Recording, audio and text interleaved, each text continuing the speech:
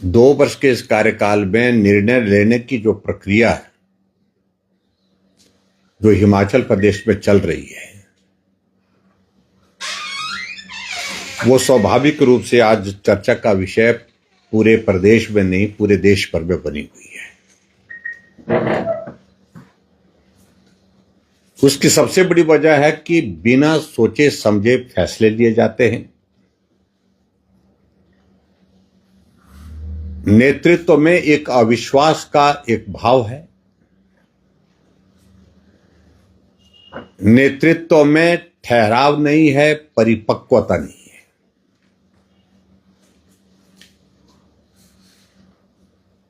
और फैसले लिए जाते हैं, फिर फैसले बदल दिए जाते हैं। पिछले लंबे अरसे से हम इस बात को देख रहे हैं कि एक नोटिफिकेशन होती है और उस नोटिफिकेशन के बाद फिर एक और नोटिफिकेशन होती है एक ही विषय को लेकर के।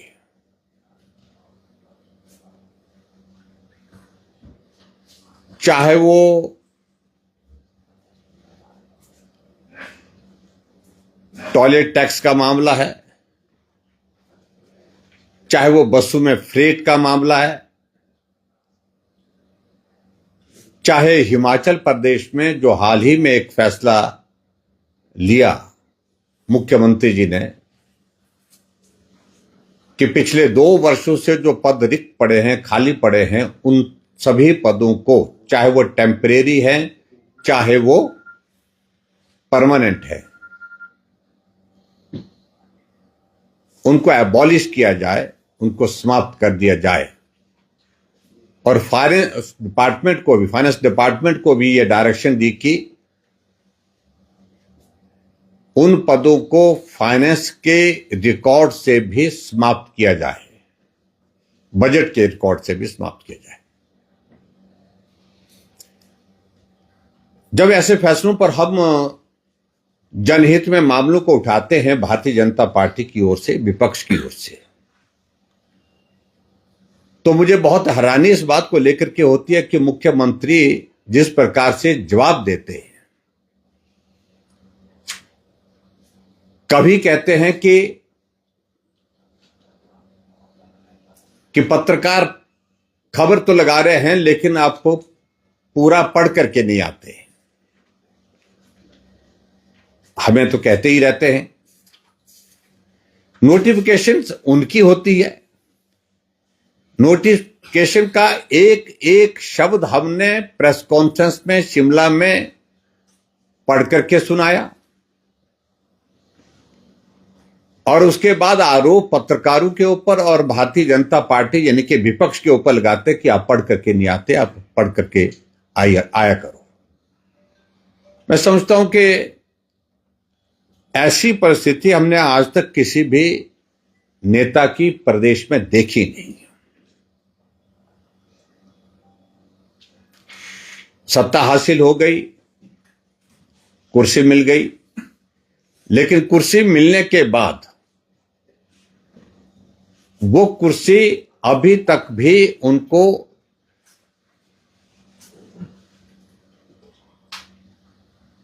हिलती हुई दिख रही है। तो ऐसे में उस कुर्सी को बचाने के लिए फिर इस प्रकार की बातें करते हैं। मैं सिर्फ दो चीजों को लेकर के आज आप सबके बीच में बात कहने वाला हूं। हमारे देश के यशस्वी प्रधानमंत्री नरेंद्र मोदी जी ने बड़े साफ शब्दों में कहा है,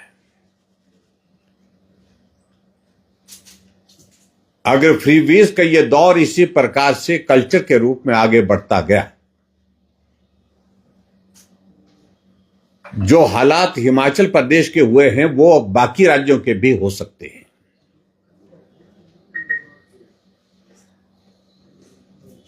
कांग्रेस की गारंटियों का अगर खुला नजारा अगर कहीं देखने को पूरे देश भर में मिला है तो हिमाचल प्रदेश उसमें से एक है।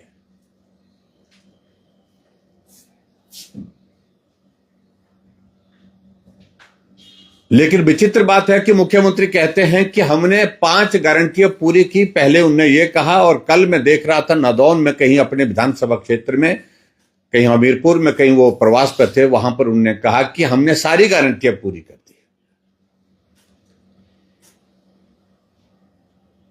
आप प्रदेश के मुख्यमंत्री हैं, और प्रदेश के मुख्यमंत्री होते हुए आप में गंभीरता होनी चाहिए।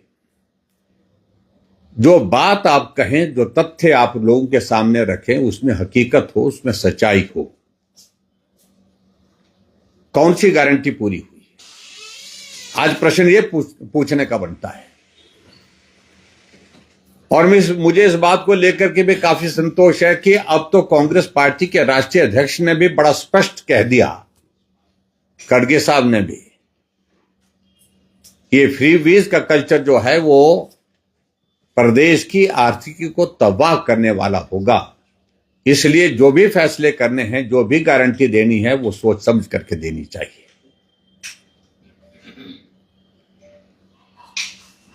मुझे लगता है कि अब कांग्रेस पार्टी इस सारी चीज से सबक सीखेगी। और बहुत दिलचस्प बात है कि हरियाणा के चुनाव में अभी जो परिणाम है, जहां भारतीय जनता पार्टी की सरकार लगातार तीसरी बार बनी, जहां कांग्रेस आश्वस्त थी कि कांग्रेस की सरकार 60 से ज्यादा सीटों के साथ बनेगी, रथ को सजा करके खड़ा कर दिया गया था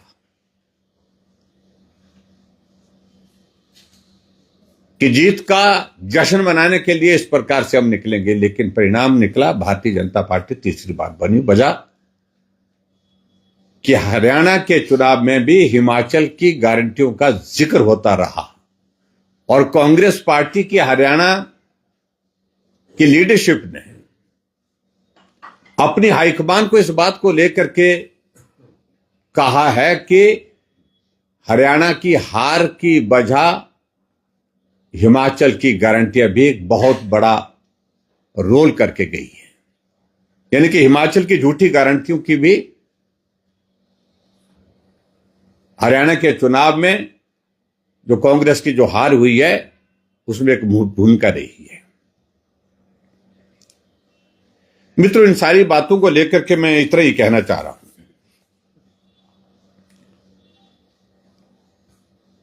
अभी आज मैं खबर में देख रहा था कि मुख्यमंत्री ने कहा कि बहुत जल्दी मंत्रिमंडल का एक पद भरा जाएगा। काश वो इस बात का जिक्र करते कि हिमाचल प्रदेश में बेरोजगारों के लिए नौकरी का प्रावधान किया जाएगा और खाली पद जो पड़े हैं उनको भरेंगे। लेकिन जो नोटिफिकेशन की है, उस नोटिफिकेशन में उन्होंने कहा कि खाली पद, इस तरह से उन्होंने जो नोटिफिकेशन की है कि खाली पद रखेंगे ही नहीं।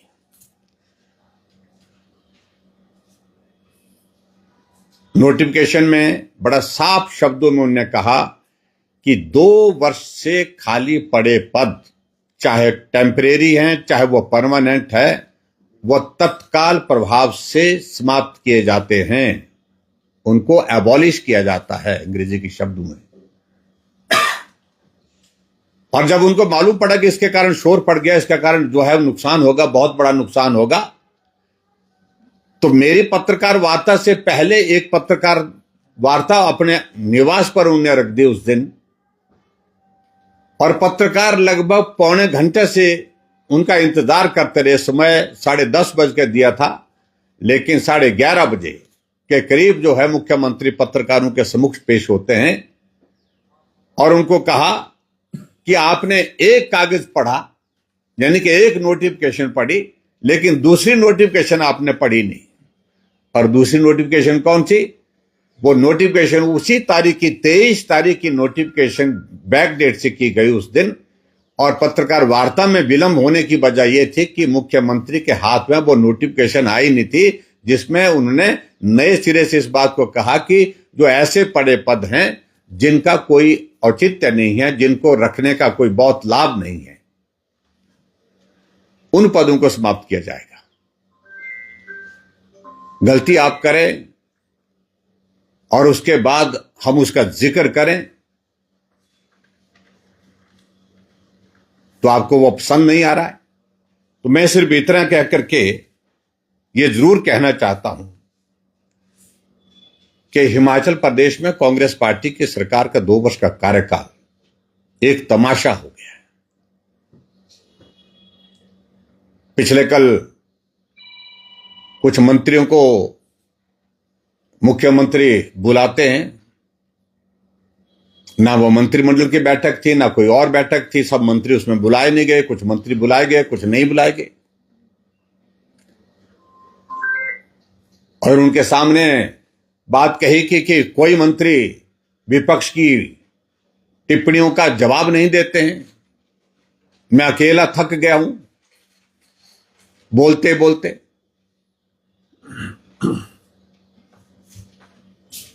और इसलिए उनकी जिम्मेवारियां लगाई गई हैं। मुझे लगता है कि आज के बाद उस तरह से वो शुरुआत करेंगे।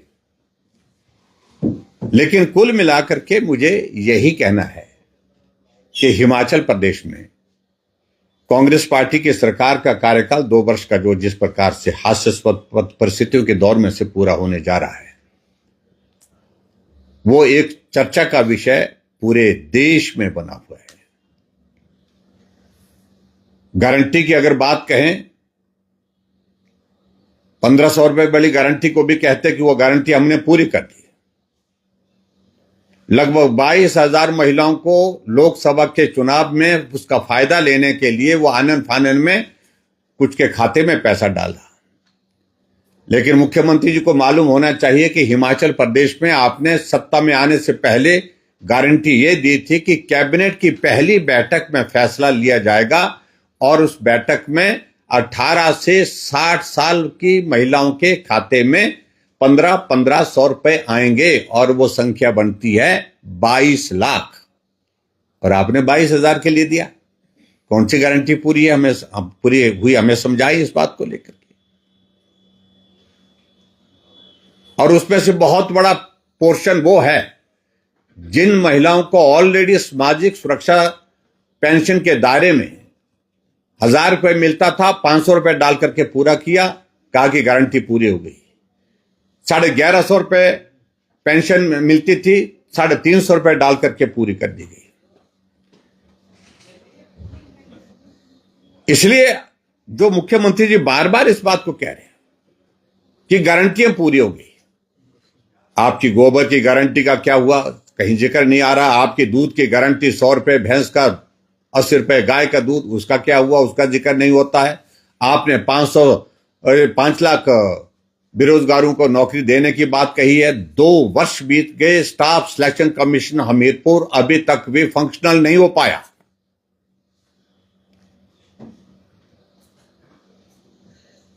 और इस तरह से हिमाचल प्रदेश में चारों तरफ जो है विकास के कार्य जो है वो ठप पड़े हैं, रुके पड़े हैं।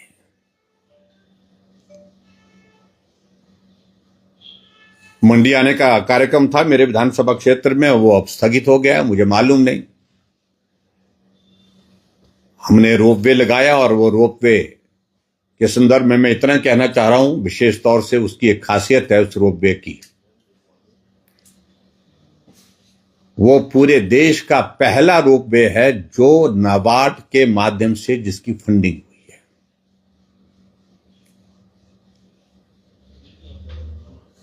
मैं प्रधानमंत्री जी से मिला था, मैंने कहा कि हमारे हिमाचल प्रदेश में बहुत सारे इलाके ऐसे हैं जहां पर सड़क पहुंचाने से पहले रोपवे पहुंचाया जा सकता है और पर्यटन की दृष्टि से भी उसका बहुत बड़ा एक लाभ रहेगा, पर्यावरण की दृष्टि से भी उसका एक बहुत बड़ा लाभ रहेगा। और हमने इस बात को साफ कहा प्रधानमंत्री जी से उस वक्त निवेदन के रूप में कि स्टेट की अपनी फाइनेंस कैपेसिटी नहीं है रोपवे को फंडिंग करने की, आप केंद्र से मदद करें। उन्होंने कहा केंद्र से किस प्रकार से कर सकते हैं। मैंने उनसे एक विनम्र निवेदन किया कि अभी तक नाबार्ड में रोपवे परमिसिबल एक्टिविटी नहीं है। अगर आप अनुमति दे दें तो हम नाबार्ड का लोन लेकर के भी हिमाचल प्रदेश में शुरुआत कर सकते हैं ग्रामीण क्षेत्रों को कनेक्टिविटी देने के लिए, टूरिज्म के ऐसे डेस्टिनेशन को कनेक्ट करने के लिए जहां रोपवे का निर्माण करके हम ये कर सकते हैं। उसी वक्त प्रधानमंत्री जी ने फाइनेंस मिनिस्टर को कहा और फाइनेंस मिनिस्टर ने हमारी अपॉइंटमेंट फिक्स की। चेयरमैन नाबार्ड वहां पर उस बैठक में भी आए, मैं व्यक्तिगत रूप से था और वहां फैसला किया गया कि नाबार्ड आने वाले समय में रोपवे को भी फंडिंग करेगा, परमिसिबल एक्टिविटी में उसको शामिल किया गया और पहला रोपवे पूरे देश का सैंक्शन नाबार्ड द्वारा सैंक्शन जो है वो मेरे विधानसभा क्षेत्र का जो बगलामुखी का जो पंडों के पास वो ये रोपवे सैंक्शन हुआ था। अब उसका वो बन करके तैयार हुआ 50 करोड़ की लागत से, 55 करोड़ की लागत से। मुझे इस बात की खुशी है कि वो बन करके तैयार हुआ और उसका उद्घाटन करने के लिए मुख्यमंत्री जी आना चाह रहे थे। मुझे लगता है कि जल्दी आना चाहिए। मुझे मालूम नहीं कि आपस की लड़ाई, क्योंकि जब जानकारी मिली कि आपस में तैयारी के सिलसिले में आपस में वो उनके नेता लोग लड़ रहे हैं, वहां पर कोई श्रेय इस तरह से ले रहा है, श्रेय लेने का कोई औचित्य नहीं है, कोई मतलब नहीं बनता है। श्रेय सिर्फ जाता है तो भारतीय जनता पार्टी की सरकार को जाता है, पूर्व सरकार को जाता है उस रोपवे को बनाने का। अगर श्रेय उसका जाता है तो देश के प्रधानमंत्री नरेंद्र मोदी जी को जाता है, केंद्र सरकार को जाता है, जो पहला रोपवे देश का नाबार्ड द्वारा फंडित मेरे विधानसभा क्षेत्र में किया है। तो इसलिए मैं आज आपके बीच में जो प्रमुख रूप से जो 2-3 चीजों को लेकर के जो मुख्यमंत्री बार बार कह रहे हैं कि भारतीय जनता पार्टी झूठ बोलती है, ये नोटिफिकेशन की कॉपीज मेरे पास पड़ी हुई है जो आपने की है। आपकी नोटिफिकेशन 23 तारीख की दोनों नोटिफिकेशन मेरे पास है, जिसमें आपने कहा कि जो 2 सालों से खाली पड़े पदों को मैं समाप्त करने की घोषणा करता हूं, आदेश करता हूं। वो नोटिफिकेशन का संदेश ये है। और दूसरी नोटिफिकेशन वो बैक डेट से करते हैं कि सभी पद नहीं, और उसमें पर्टिकुलरली कहा कि जो ऐसे पद जो है जिनका कोई लाभ नहीं है, कि जिनका कोई फायदा नहीं है, उन पदों को समाप्त करने की हम घोषणा करते हैं। दूसरी नोटिफिकेशन ये की और इसी में मेरे पास नोटिफिकेशन ये है कि जिसमें बसों के फ्रेट जो इंक्रीज किए गए हैं उसका भी जिक्र यहां पर है। 0 से 5 किलो का जो है वो 1/4 जो है एक पैसेंजर का, और 6 से 40 किलो का जो है हाफ टिकट है एक पैसेंजर का, और उसके बाद 41 से 80 किलो का एक पैसेंजर के बराबर का टिकट। ये आपने नोटिफिकेशन खुद अपने सरकार के माध्यम से की हुई है। तो इसलिए हास्यास्पद विषय ये सारे बनेंगे अगर आप इस प्रकार से बिना सोचे समझे फैसला करेंगे।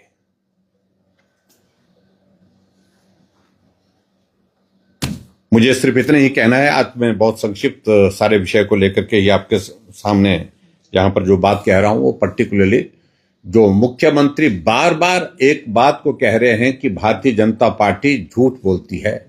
मुख्यमंत्री जी, हम विनम्र आग्रह करते हैं आपसे कि आप एक दायित्व पर हैं और आपने आज तक के झूठ बोलने के सारे रिकॉर्ड तोड़ दिए। आप विधानसभा के अंदर झूठ बोलते हैं, आप विधानसभा के बाहर झूठ बोलते हैं, और कर्मचारियों को गुमराह करते हुए कहते हैं हमने आपको 1 महीने में 2 बार सैलरी दे दी। ये भी पिछले कल कोई स्टेटमेंट दी है उन्होंने, वहां पर कहा कि हिमाचल पूरे देश भर का ऐसा राज्य बन गया जहां 1 महीने में 2 बार सैलरी दी। क्या आप नवंबर के महीने में भी इसी प्रकार से सैलरी देंगे? 2 बार सैलरी देंगे? आखिरकार ऐसे हालात क्यों बन गए कि मुख्यमंत्री को हर महीने की सैलरी की डेट अनाउंस करनी पड़ रही है? यह हालात हिमाचल प्रदेश में कांग्रेस पार्टी की सरकार की वजह से बने, क्योंकि वित्तीय स्थिति हिमाचल प्रदेश की इस कदर बिगड़ गई है।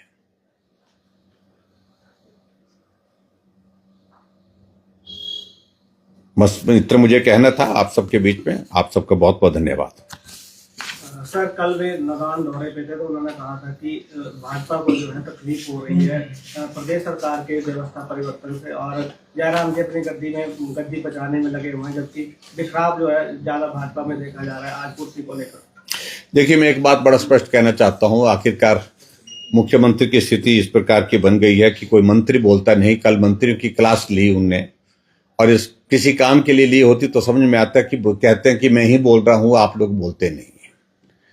और जब मंत्रियों की बात पूछे, मंत्री बोलते हम बोले तो बोले क्या, फैसले उल्टे सीधे करेंगे, और उसके बाद हमको बोल रहे हैं कि आप इनको इनके पक्ष में बोलिए। जगहंसाई हो रही है सरकार की।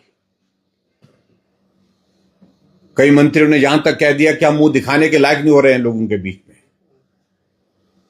और ये हालात होंगे आज तारीख में, कह रहा हूं, आज की हालात ये हैं कि मंत्रियों की स्थिति जब इस प्रकार की बन जाती है, जब कोई फैसले लिए जाते हैं, फैसलों की जानकारी नहीं होती है, सहभागिता उनकी होती नहीं है, तो इस बात को मान करके चलिए, जब आने वाले समय में जब चुनाव होंगे विधानसभा में, जब भी चुनाव होंगे, तो सबसे ज्यादा मार जो है मंत्री को खानी पड़ती है। और मैं इस बात को कह रहा हूं कि कोई एक आधा बच जाए अगली बार विधानसभा के चुनाव में जीत करके आने के लिए, हो सकता है, अन्यथा मुझे तो लगता है कि मंत्रियों की स्थिति इस प्रकार की बनती जा रही है। और खास तौर से जो मुख्यमंत्री जो पर्टिकुलर जो जिस बात का लेकर के कह रहे हैं कि हम झूठ बोल रहे हैं, लेकिन अपना इतिहास देख लें। हम जो कुछ भी बोल रहे हैं आपके कागजों पर बोल रहे हैं, दस्तावेज के आधार पर बोल रहे हैं।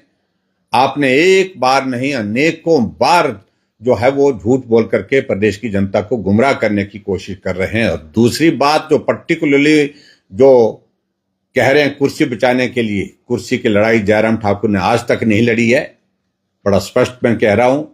लेकिन मैं इतना जरूर कहना चाहता हूं, 10 विधायक बिलासपुर में बैठे, कुछ लोग चंडीगढ़ में बैठे, कुछ लोग शाम को शिमला बैठे, और ये बैठने का क्रम चलता जा रहा है। इसलिए आपको आनन फानन में मंत्रियों को बुलाना पड़ा कि जो भी बैठना है यहां पर बैठो, अलग अलग जगह मत बैठो। ये अभी आपने उस बैठक में, पिछले कल की बैठक जो अपने निवास पर की है, तो ये मंत्रियों को आपको कहना पड़ा है। तो कुर्सी तो मुख्यमंत्री जी आपकी हिलती दिख रही है।